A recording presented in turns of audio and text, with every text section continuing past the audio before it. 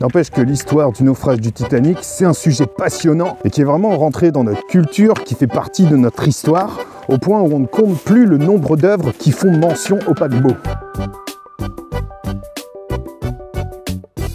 Parfois même c'est juste une petite allusion. Par exemple dans le film SOS Fantôme 2, à un moment, le Titanic ressurgit de la surface. Et en ce qui concerne le cinéma, cette histoire n'a pas été uniquement portée à l'écran par James Cameron en 1997. Par exemple, il y a eu un film qui avait été commandé par le Troisième Reich, qui était un film de propagande qui mettait en avant l'héroïsme des Allemands lors du naufrage. Et pour l'anecdote, la première adaptation au cinéma de l'histoire du Titanic date précisément de 1912. Et ce qu'il faut savoir, c'est que l'actrice principale, Dorothy Gibson, était elle-même survivante du Titanic puisqu'elle était sur place. Et là où ça va devenir un petit peu glauque, c'est que la robe qu'elle porte dans le film, c'est exactement la robe qu'elle portait le soir du naufrage. Je ne sais pas du tout comment prendre cette info. Bon, c'est un film qu'on ne peut plus retrouver parce que les bandes ont été détruites lors d'un incendie. Bref, dans la littérature également, des récits reportaient cette histoire, notamment l'ouvrage de Morgan Robertson, qui était un romancier américain spécialisé dans les romans de marins, qui a écrit un roman qui s'appelait Futility, qui racontait l'histoire d'un paquebot high-tech de luxe qui faisait la traversée de l'Atlantique, heurta un iceberg, et finalement il y a eu plein de morts à cause d'un manque de canaux. Voilà, vous me direz que Morgan Robertson, il n'a pas inventé grand-chose, sauf que son histoire a été publiée 14 ans avant le naufrage, en 1898. Ce qui est assez troublant, c'est que dans son roman, il décrit un paquebot ultra moderne, avec des dimensions qui correspondent plus ou moins à celles du Titanic. Il parle de techniques de construction qui n'existaient absolument pas à l'époque. À cela, on rajoute que le commandant du paquebot dans le bouquin s'appelle Smith, comme celui du vrai Titanic, et que le navire se nomme le Titan. Donc à l'époque, en 1898, son bouquin a fait un bid et la maison d'édition a décidé de le ressortir après le naufrage sous un autre nom, The Wreck of the Titan. Et Robertson dit que c'est une espèce de force ésotérique qui l'avait poussé à écrire ce roman. Mais toujours est-il que parfois, la réalité rejoint la fiction. Et ça me permet d'introduire une nouvelle histoire qui rejoint quasiment la fiction. Tellement qu'elle est rocambolesque, je sais même pas comment je pourrais la démarrer. Mon histoire commence en 1912, pas très longtemps avant le voyage inaugural du Titanic. Il y a une famille aisée américaine, la famille Allison, qui est en voyage en Angleterre et qui s'apprête à faire le retour à New York. Et dans cette famille, il y a le père, Hudson, la mère qui s'appelle Bess, et les deux enfants, la fille de 2 ans, Lauren, et le fils de 11 mois, Trevor. Une famille très riche qui connaît du beau monde. Par exemple, les parents connaissent personnellement Thomas Andrew, l'architecte du Titanic. Et en fait, ils avaient décidé de décaler la date du retour, de manière à pouvoir embarquer sur le fameux paquebot dont tout le monde parle. Et donc ça encore, c'était une idée bien foireuse. Sinon, la famille est accompagnée de ses 4 domestiques, mais je retiendrai qu'une seule personne, la nounou des enfants, Alice Cleaver. Et donc arrivé le 10 avril 1912, toute la petite famille embarque à bord du paquebot. Lorsque le paquebot a heurté l'iceberg à 23h40 le soir du 14 avril 1912, toute la famille faisait de dos et ils n'ont pas forcément été réveillés d'ailleurs par la secousse ni par le bruit. C'est surtout toute l'agitation autour qui a commencé à se mettre en place, qui a finalement sorti du lit tout ce beau monde. Bref, je fais un petit bond dans le temps, vous avez les scènes en tête, tout le monde panique, les femmes et les enfants d'abord, les canots sont chargés à la hâte, et dans le bordel ambiant, la famille est séparée. Et en fait, personne n'a survécu, à part le petit Trevor, qui s'est retrouvé sur un canot avec la nounou, Alice Cleaver.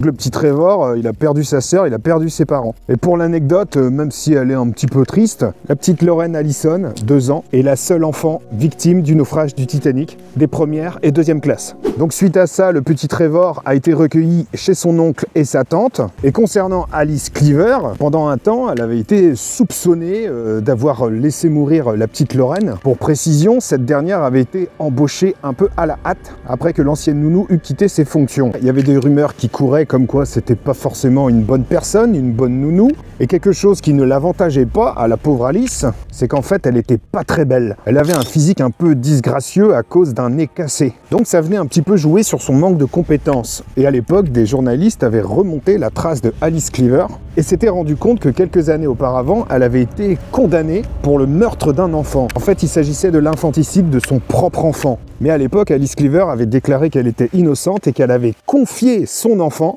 à une certaine Mrs. Gray qui travaillait dans un orphelinat. Pour autant, elle avait été quand même condamnée. Alors c'est vrai que les journalistes, la justice des réseaux sociaux de l'époque, du bouche à oreille, pointaient du doigt Alice Cleaver comme étant une meurtrière et qui avait vraiment une tête à être responsable de la mort de la famille Hudson, particulièrement de leur fille Lorraine. Sauf que, au moment du naufrage du Titanic, Alice Cleaver était en prison. Il s'agissait juste d'une homonyme. Et la vraie Alice Cleaver, qui avait rien fait, si ce n'est de pas être très belle, elle a continué sa vie en étant discrète et elle a fini par décéder en 1984. Donc tout ça ne nous dit pas ce qu'il est devenu le petit Trevor. Trevor, il n'a pas fait long feu. Il est décédé d'une pneumonie à l'âge de 18 ans. C'est un décès qui était un petit peu bizarre, au point où on a soupçonné quelque temps son oncle et sa tante d'avoir fait en sorte de ne pas forcément appeler le médecin, en se disant que si le petit était décédé, il hériterait pas de la fortune colossale de son père. C'est un petit peu bourrin comme accusation, mais c'est ce qui se disait à l'époque.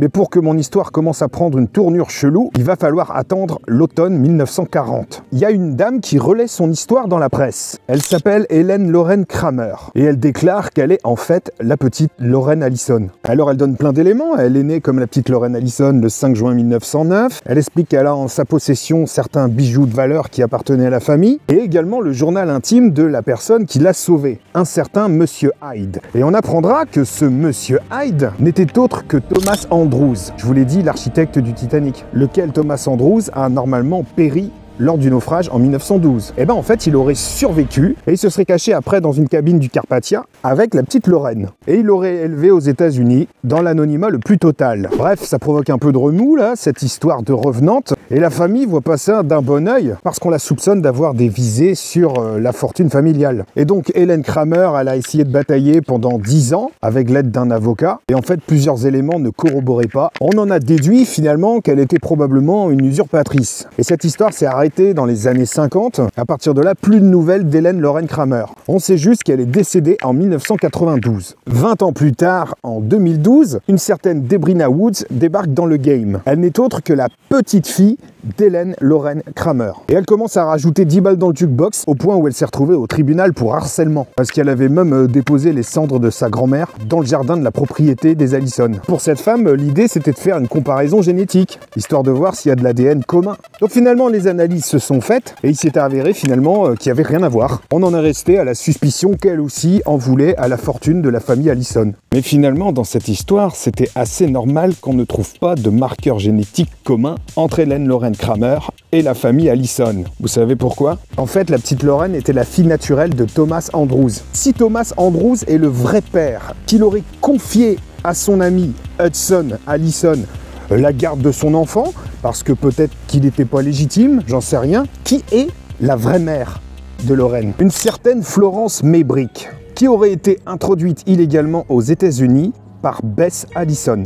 Et cette Florence Maybrick, avant de rencontrer Thomas Andrews, elle était mariée à un négociant en coton anglais qui s'appelait James Maybrick. Et ils s'étaient rencontrés lors d'un voyage sur le Baltique, un autre bateau de la White Star Line. Et cette Florence Maybrick, en 1889, à l'âge de 26 ans, a été inculpée pour le meurtre de son mari. Alors elle a failli être pendue, finalement elle a fait de la prison, en définitive elle a été libérée en 1904 et un an après elle aurait eu la petite Lorraine avec Thomas Andrews. On n'a jamais trop su le fin mot de l'histoire, toujours est-il que cette Florence Maybrick est morte en 1941 à l'âge de 79 ans dans le dénuement, la pauvreté le plus total. Alors je sais pas où vous en êtes dans votre compréhension de cette histoire, mais c'est un peu le bordel. Si encore il n'y avait que ça. En 1991, on remet la main sur le journal intime écrit par un certain James Maybrick qui confesse énormément de crimes qu'il a commis. C'était une vraie confession sanglante qui faisait allusion à des vrais crimes qui avaient eu lieu à la fin du 19e siècle. Et ce journal intime, écrit par James Maybrick,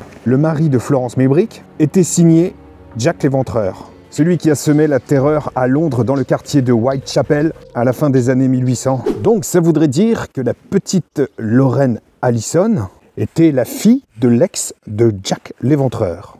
Donc on est parti d'une famille aisée qui a été quasiment totalement décimée pendant le naufrage du Titanic et on arrive à Jack l'Éventreur.